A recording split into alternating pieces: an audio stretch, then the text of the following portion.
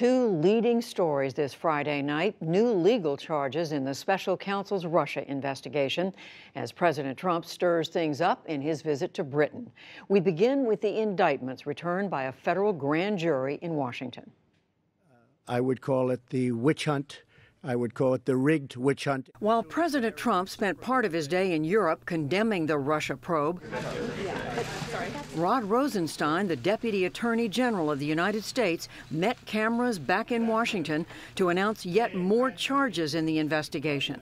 The indictment charges 12 Russian military officers by name for conspiring to interfere with the 2016 presidential election. The indictment formally alleges that a dozen Russian intelligence officials hacked into the computers of the Clinton campaign, the Democratic Party, and state election officials, and staged the public release of damaging information.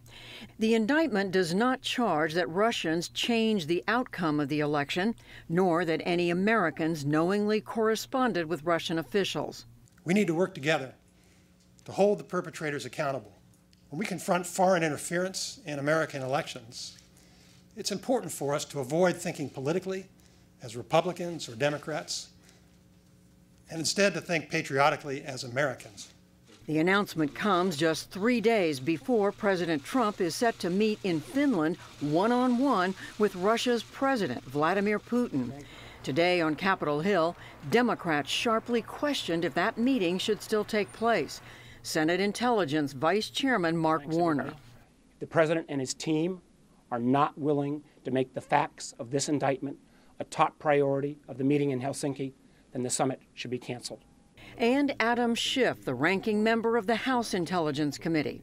Let's not add insult to injury to our allies by having a lovey-dovey meeting between the President of the United States and the man responsible for just hacking into our elections. President Trump's lawyer, Rudy Giuliani, celebrated the announcement, tweeting, "Time for Mueller to end this pursuit of the president." The White House echoed that sentiment, adding the charges did not name anyone on the Trump campaign. For a closer look at these indictments and the questions still not answered about the investigations into election interference, I'm joined by Asha Rangappa. She's a former FBI agent who specialized in counterintelligence investigations. She's now a lecturer at Yale University. Asha Rangappa, welcome to the NewsHour. What is your main takeaway from these indictments returned today? Well, I think there are two big takeaways from the indictments. The first is that these are the first charges we're seeing from Mueller that is directly supporting the IC assessment that Russia, as a nation state, hacked into the DNC email server, weaponized that information, and tried to influence the election. And indeed, even went further than that, went into state boards of elections and took voter data. You know, we had indictments of Russians before, but those weren't directly tied to Russian intelligence. There were links, but these are Russian military intelligence officers. The other big takeaway is that Mueller is going after the Russians. And this is important because ultimately this is a counterintelligence investigation. And under the special counsel regulations under which he's appointed, he doesn't have the authority to create a public report to Congress. So these indictments are, in a way, a vehicle for him to let the public know exactly how Russia executed its covert operation in their election meddling efforts. I think some people are looking at this and saying, well, no Americans were named. The Trump White House, the president, the people around the president are pointing that out. The president's personal lawyer, Rudy Giuliani, pointed that out. It's as if they're saying, well, this is just something the Russians did. Americans weren't involved.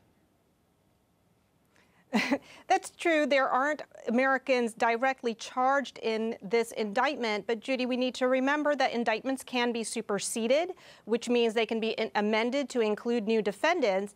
And it's important to note that there are conspiracy charges in this indictment, conspiracy to commit computer crimes. And so anyone who could be a part of that conspiracy, meaning that they knew what was going on and did even one act in furtherance of it can be added. So we know there's a reporter that might have been in contact, a person running for U.S. Congress who was soliciting some information, and a senior Trump official who was in contact. Whether this was knowing or not will make a huge difference, but I think it doesn't mean that it's the end of the story on this particular set of allegations. So, in other words, even though these 12 individuals, these intelligence officers, may never be brought to justice, it's hard to believe the Russians would willingly turn these people over.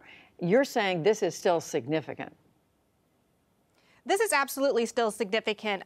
You know, in the world of intelligence, you typically don't lay out for your adversary that you know what you've uncovered. You don't want to lay your cards on the table. And it's actually a risk for Mueller because in the previous indictment with Russians, the companies that were conducting the disinformation campaign, they have fought back in court. And this places Mueller in a position of having to reveal in discovery how he obtained this information, which can give Russia a heads up on our sources and methods. So I think that he has decided that it is very important for the public to know exactly what occurred and how it occurred in order for them to understand the threat that otherwise might be invisible. Asha Rangappa, can we tell from looking at these indictments returned today how much more there is? How much a part of the bigger puzzle do we now have completed at this point?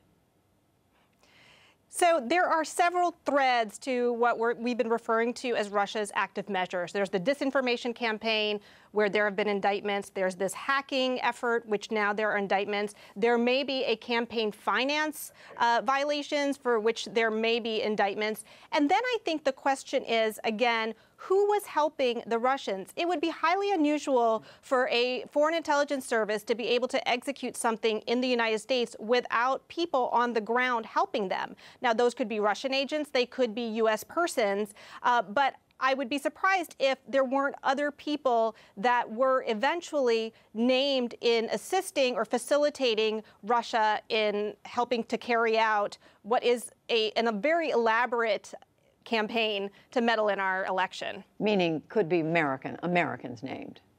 It could be Americans, absolutely. Unanswered questions. What do you still want to know? What should we be looking for that for the special counsel to tell us the next time there's an indictment returned, if there is one? Well, I think what I am curious about in light of this most recent set of indictments is what this means in terms of some of the actions and contacts in the Trump campaign. For example, the Trump Tower meeting, which was initiated by an offer of emails or dirt on Hillary Clinton, which we now know is linked back to Russian intelligence. There's also communications between Donald Trump Jr. and Roger Stone with WikiLeaks, which is it's named as Organization 1, but it's in the indictment as coordinating with Russian intelligence. Again, these could be knowing or unwitting, but I think there's more scrutiny on why these contacts have been denied. And then, Judy, I think there's the very puzzling call out during the presidential debate by then candidate Trump for Russia to hack into Hillary Clinton's emails. And in the indictment, there was at least one attempt made on that same evening. So again, timing, coincidence, witting or not, I think that all of those things will take on more scrutiny, and there are more questions on timing and what people knew. So just quickly, does this tell us this is about to wrap up soon or not?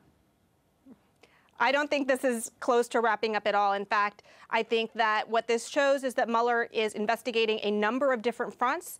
He is proceeding full speed ahead on all of them. He's even preparing for trial with Manafort now. So I think for those who think that this could wrap up before the midterm elections, I think they will be disappointed.